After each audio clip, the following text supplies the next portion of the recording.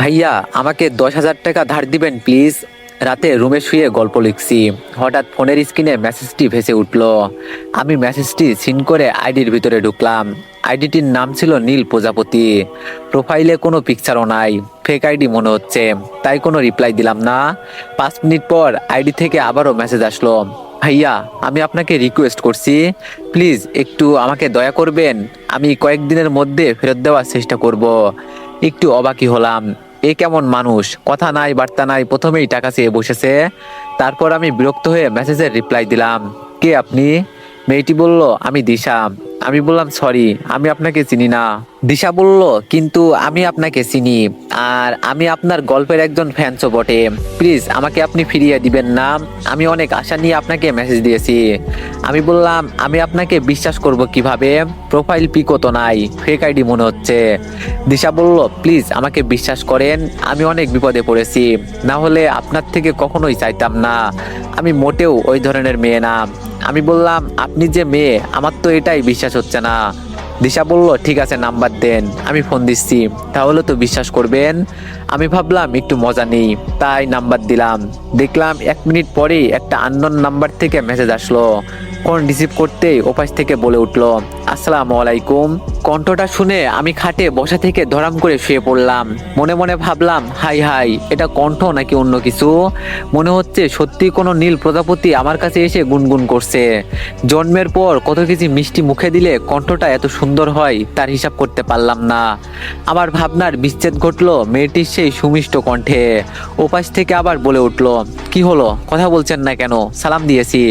আমি তোতলাতে তোতলাতে বললাম, ওয়ালাইকুম আসসালাম। দিশা বলল, এখন বিশ্বাস হয়েছে তো আমি মেয়ে? আমি বললাম, জি। দিশা বলল, প্লিজ আমাকে হেল্পটা করেন, অনেক বিপদে পড়েছি। আমি বললাম, কি সমস্যা বলেন। দিশা বলল, আমি পরে বিস্তারিত আপনাকে জানাবো, এখন এত কিছু বলতে পারবো না। কেন জানি মেয়েটাকে হেল্প করতে আমার মন ছাই দিল। তারপর আমি বললাম, ঠিক আছে, আপনার বিকাশ নাম্বারটা দেন। দিশা বলল, এটাই আমার বিকাশ নাম্বার, এই নাম্বারেই সেন্ড করেন। আমি বললাম, ঠিক আছে, বলেই ফোনটা কেটে দিলাম। তারপর তার নাম্বারে 10,000 টাকা পাঠিয়ে দিলাম। অনলাইনে গিয়ে একটু পরে দেখলাম মেয়েটি আবার মেসেজ দিয়েছে। দিশা বলল, থ্যাংক ইউ, আপনার এই ঋণ কখনোই ভুলবো না। আমি বললাম, সমস্যা নেই।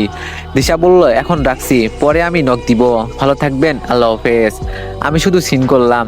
সেই দিনের মতো গল্প লিখে আমি শুয়ে পড়লাম। ও, আপনাদের তো আমার পরিচয় দেওয়া হলো না, চলুন পরিচয় হওয়া যাক। আমি রাকিব, বাসা বগুড়া জেলাতে, খুব দৃষ্ট প্রকৃতির ছেলে। বগুড়া আজিজুল হক কলেজে অনার্স 3য় বর্ষে পড়াশোনা করছি। বাবা মায়ের একমাত্র ছেলে, তাই অনেক আদরের। বাকিটা গল্পেই জানতে পারবেন। প্রত্যেকদিন আম্মু ঘুম থেকে ডেকে তোলে, আজকেও তার মোটেও বিপরীত হলো না। আম্মু বলল, রাকিব। আমি বললাম, হুম। আম্মু বলল, উঠবি না নাকি ঝাড়ু নিয়ে আসবো? আমি বললাম, আম্মু এমন করো কেন, আর একটু ঘুমাই প্লিজ। আম্মু বলল, কলেজে যাবি না? আমি বললাম, যাবো তো, কয়টা বাজে? আম্মু বলল, 8:30। আমি বললাম, কি? আম্মু বলল, জি, আমার নবাব পুত্র। আমি বললাম, আগে ডাক দিবা না? আম্মু বলল, আপনি কবে সকালে উঠলেন শুনি? আমি বললাম, ধ্যাত, বলেই ওয়াশরুমে দৌড় দিলাম। ফ্রেশ হয়ে এসে তাড়াতাড়ি করে কলেজের উদ্দেশ্যে রওনা দিতেই আম্মু বলে উঠলো, আম্মু বলল, কিরে, নাস্তা করবি না? আমি বললাম, না আম্মু, ক্যান্টিনে করে নিব। বাইক নিয়ে সোজা কলেজে চলে আসলাম।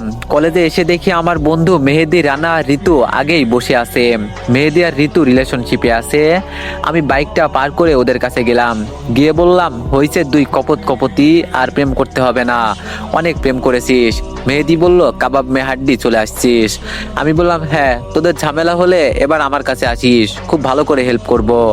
মেহেদি বলল, সরি দোস্ত, তুই ছাড়া আমাদের আর কি আছে বল। আমি বললাম, তেল দেওয়া বন্ধ কর। রানা বলল, তোরা এগুলো বন্ধ করতো, চল ক্লাসে যাবি না, আজকেই তো শেষ ক্লাস, তারপর ঈদের জন্য কলেজ ছুটি হয়ে যাবে, শেষ ক্লাসটা করে আসি চল। আমি বললাম, আচ্ছা। আর একজন, ঈশ্বরচন্দ্র বিদ্যাসাগর। মেহেদি ও ঋতু হাসতে লাগলো। রানা বলল, এই খবরদার হাসবি না তোরা। আমি বললাম, দোষ, কাল আমার সাথে একটা সুন্দর ঘটনা ঘটে গেছে। ঋতু বলল, কি হয়েছে রে মামা, খুলে বলতো। তারপর আমি কালকের রাতের ঘটনা পুরোটা খুলে বললাম। সব শুনে ওরা হা করে সবাই আমার দিকে তাকিয়ে আছে। কিছুক্ষণ পর মেহেদি বলল, এটাকে তুই সুন্দর ঘটনা বলিস? আমি বললাম, তো কি বলবো? মেহেদি বলল, এগুলো মেয়েদের ধান্দাই, এটা তুই তো পুরোই ফাইসা গেছিস মামা, তোর টাকাটা দেওয়া মোটেও উচিত হয়নি, এই টাকাটা তুই মোটেও ফেরত পাবি না। আমি বললাম, আমার মন বলছে ও মোটেও এরকম মেয়ে নয়। মেহেদি বলল, তোর মন তো কত কিছুই বলে, লেখক মানুষ, কিন্তু তোর এই ধারণা ভুল প্রমাণিত হবে। আমি বললাম, ওর কণ্ঠের মায়ায় পড়ে গেছি। মেহেদি বলল, এটা দিয়ে ছেলেদের ঘায়েল করে টাকা হাতিয়ে নেয়। আমি বললাম, ও আবার নক দিবে দেখিস। মেহেদি বলল, তুই সেই আশা নিয়েই বসে থাক, এই চল ক্লাসে যাব। বলেই সবাই উঠে ক্লাসের দিকে হাঁটা দিল। আমি সেখানে এতটাই ধ্যানে বিমোহিত ছিলাম যে ওরা কখন যে উঠে চলে গেছে বুঝতেই পারিনি। কিছুক্ষণ পর আশেপাশে তাকিয়ে দেখি ওরা কেউ নেই। আমার থেকে প্রায় 20 গজ দূরে চলে গেছে। আমি পিছন থেকে জোরে বললাম, এই দাঁড়া, আমিও যাব, আমারে ফেলে রেখে গেছিস কেন? তারপর আমরা সবাই মিলে ক্লাসরুমে চলে আসলাম। যথারীতি এক এক করে 3টা ক্লাস হলো। ক্লাসের মাঝে ঈদের ছুটির নোটিশ দিয়ে দিল। ক্লাস শেষে আবার ক্যাম্পাসে এসে বসলাম। ঋতু বলল, আজকে থেকে তো ক্লাস 1 মাস ছুটি, চলো আজকে একটু ঘুরে আসি, আবার 1 মাস পর দেখা হবে। আমি বললাম, আইডিয়া খারাপ না, যাওয়া যায়। তারপর আমার বাইকে আমি আর রানা, আর মেহেদির বাইকে মেহেদি আর ঋতু উঠেছে। ঋতু মেহেদিকে পিছন থেকে জড়িয়ে ধরে আছে। শালা গার্লফ্রেন্ড থাকলে এমনই হয়। আজ একটা গার্লফ্রেন্ড নেই বলে পিছনে ছেলেকে বসিয়ে নিয়ে যাচ্ছি। আমি শুধু দর্শক হয়ে ওদের এইসব দেখে গেলাম। আজ একটা গার্লফ্রেন্ড থাকলে আমাকেও এভাবে জড়িয়ে ধরে থাকতো। আহ, কি ফিলিংস। যাই হোক, আমরা বাইকে অনেক জায়গায় ঘুরলাম।